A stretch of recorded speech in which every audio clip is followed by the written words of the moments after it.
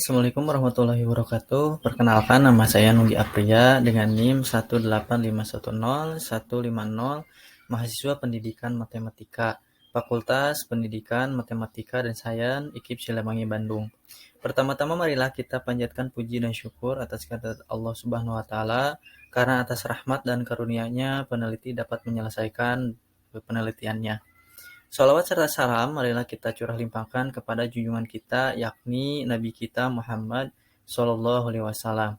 Dalam kesempatan kali ini, peneliti akan memaparkan hasil dari penelitian yang telah dilaksanakan, yaitu judul skripsi yang berjudul Pengembangan Bahan Ajar Materi Bangun Data Berbantuan Website dengan menggunakan pendekatan kontekstual terhadap kemampuan pemecahan masalah matematis siswa SMP. Alhamdulillah, selama proses penelitian ini, peneliti dibimbing oleh dosen pembimbing yang sangat hebat, yaitu dengan dosen pembimbing 1, Ibu Dr. Nelly Fitriani, MPD, dan dosen pembimbing 2, Bapak Wahyu Setiawan, MPD. Suatu kebanggaan bagi saya dibimbing oleh beliau. Nah, untuk selanjutnya yaitu fokus dari pembahasan presentasi ini adalah yang poin pertama latar belakang, yang kedua tujuan penelitian, yang ketiga metode penelitian, yang keempat hasil dan pembahasan, dan yang kelima kesimpulan. Adapun latar belakang yang peneliti siapkan yaitu matematika merupakan salah satu bidang studi yang sangat penting untuk dipelajari oleh setiap siswa, karena matematika selalu berkaitan erat dengan kehidupan sehari-hari. Dengan adanya kondisi pandemi 19 ini, maka kegiatan belajar mengajar harus dijalankan secara daring. Sedangkan kemampuan pemecahan masalah pada materi bangun datar, siswa masih tergolong sangat rendah. Sedangkan kemampuan pemecahan masalah itu sangat penting dalam matematika, karena pemecahan masalah merupakan hal pokok meningkatkan kemampuan berpikir tinggi siswa guna untuk mengeksplorasi pengetahuan dan keterampilan yang sudah dimiliki oleh siswa. Maka dari itu, pengembangan LKPD yang digunakan sebagai solusi dari pembelajaran daring ini adalah dengan menggunakan website guna untuk tercapainya tujuan pembelajaran yang efektif dan efisien. Untuk yang referensi yang saya baca menggunakan pendekatan kontekstual secara baik, maka siswa akan terlibat secara aktif serta menciptakan suasana belajar yang sangat menyenangkan, sehingga pembelajaran materi bangun datar akan mengalami peningkatan kemampuannya. Untuk selanjutnya,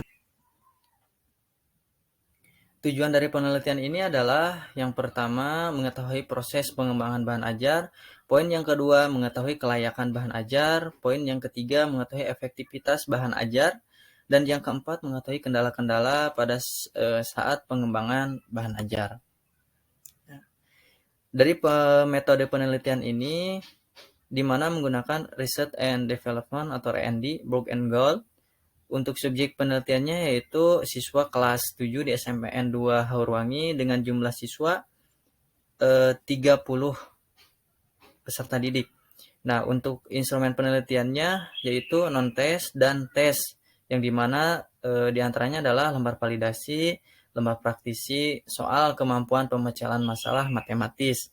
Untuk pengolahan datanya menggunakan Microsoft Excel 2013. Adapun uji instrumennya yaitu validitas, reliabilitas, daya pembeda, indeks kesukaran, serta efektivitas. Nah, berikut adalah alur dari penelitian Research and Development yang saya gunakan.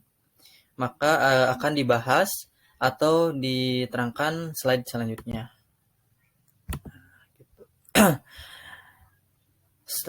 Hasil dari pengembangan atau proses pengembangan produk, hasil dan pembahasannya adalah yang pertama studi pendahuluan dan pustaka, di mana tahapan ini peneliti membacakan artikel ilmiah yang berkaitan,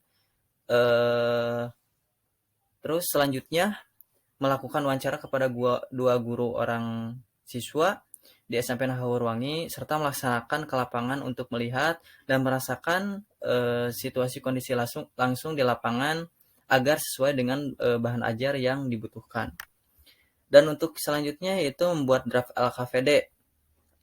Setelah dirasa data cukup dan terkumpul, peneliti langsung membuat rancangan LKPD yang mana untuk didiskusikan dengan para dosen pembimbing, yang mana di forum grup diskusi berisi tentang rancangan LKPD yang telah dibuat dan divalidasi oleh dosen pembimbing.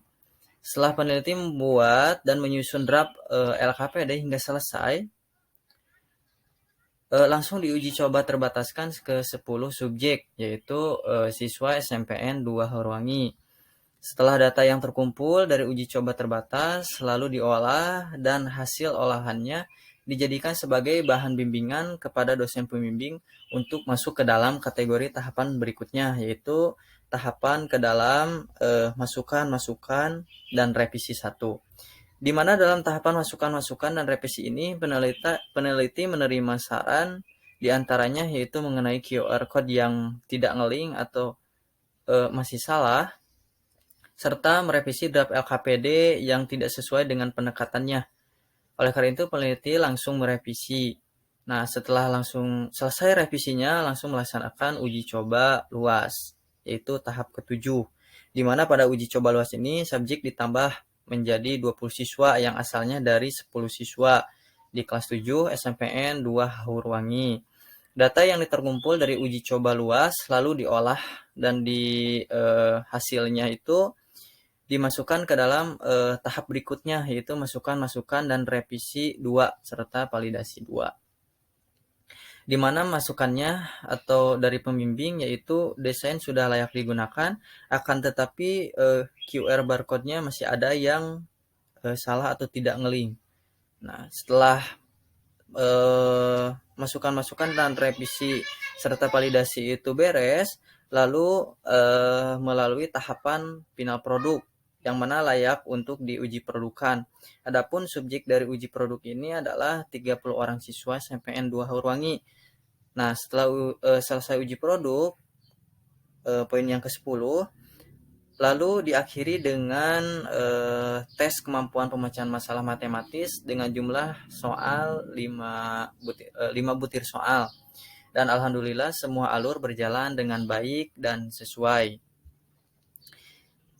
Untuk selanjutnya yaitu kelayakan produk. Untuk kelayakan produk dari uji praktisi 1 memperoleh persentase sebesar 78%, naik menjadi 84%, menunjukkan bahwa bahan ajar yang digunakan sangat praktis. Sedangkan validasi 1 memperoleh persentase 77%, kemudian naik menjadi 85% pada validasi 2, menunjukkan bahan ajar yang digunakan sangat layak dan tidak perlu revisi. Untuk selanjutnya yaitu efektivitas produk, yang mana di final produk atau akhir dari uji produk yaitu 30 siswa hasil dari analisis data tes penelitian diketahui bahwa tingkat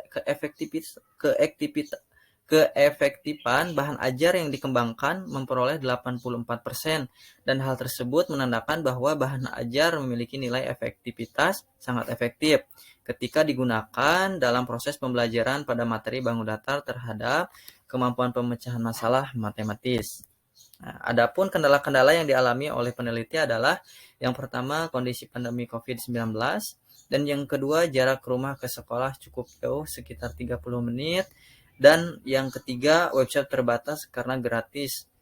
Jadi dari websitenya itu harus ada benar-benar diperbaiki dan fiturnya terbatas. Dan yang keempat kondisi jadwal yang tidak akurat, masih belum efektif.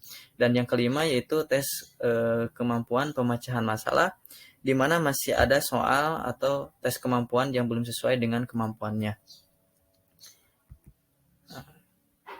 Untuk kesimpulannya yaitu proses pengembangan bahan ajar yang poin pertama merujuk pada prosedur penelitian R&D menurut Rogge and Gold yang terdiri dari 10 tahap dan semua tahapan menjadi terlaksana dengan cukup baik serta sesuai. Poin kedua yaitu uji praktisi 84%, yang berarti bahan ajar ini sangat praktis untuk digunakan siswa dalam proses pembelajaran. Uji validasi 85% atau masuk dalam kategori sangat layak dan tidak perlu revisi. Poin yang ketiga yaitu uji efektivitas memperoleh skor 84%, dan hal tersebut menandakan bahwa bahan ajar ini memiliki nilai efektif sangat efektif sekali ketika digunakan dalam proses pembelajaran. Dan poin yang terakhir yaitu kendala yang paling signifikan adalah situasi pandemi, proses perancangan website yang akan digunakan, serta pada saat penyusunan instrumen tes kemampuan pemecahan masalah matematis. Mungkin itulah pemaparan presentasi dari saya, kurang lebihnya mohon dimaafkan. Cukup sekian dari saya. Wassalamualaikum warahmatullahi wabarakatuh.